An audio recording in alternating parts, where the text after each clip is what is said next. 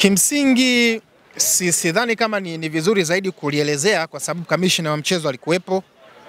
Bwana Moze anakata simu. Kata tu simu.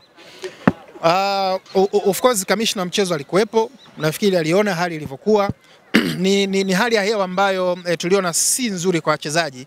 Ukizingatia pia ilibaki masaa machache kuelekea kwenye mchezo. Kwa hiyo tulichokiamua sisi kama viongozi basi tukae sehemu ambayo itakuwa salama mpaka kamishna wa mchezo aje, tazame hali ya uwanja, hali ya vyumba ilivyo. Uzuri alikuja. Alivyokagua akaondoka na sisi tumebaki nje. Kwa hiyo sijajua nini kiliendelea. Pengine pia alijiridhisha kwamba hapa ndani si salama kwa mtu ama binadamu kukaa, kwa nyinyi kaeni hapa.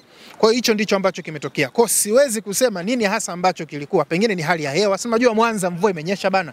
Pengine kuna lile fukuto liliingia vyumbani ikasababisha kidogo wachezaji wapate shida kwenye swala la kuvuta hewa na kuiachia hewa. Kwa hiyo kabisa mchezo habari ya kila chumba cha Pamba. Mwenye jukumu la kukagua vyumba ni kamishna. Yaani ikitokea tatizo lolote kabla na mchezo ukiwa unaendelea, kamishna wa mchezo ndiye ambaye ndio boss wa mchezo pamoja na GC, General Coordinator. Kwa hiyo GC alikwenda akatazama, nafikiri yeye anaweza kuwa na majibu mazuri nini hasa ambacho alikikuta. Lakini yes, nakubali kwamba hatukuingia vyumbani, kwamba tuliingia, sio kwamba tuliingia kisha tukaona mazingira si mazuri kwa sisi wachezaji wetu.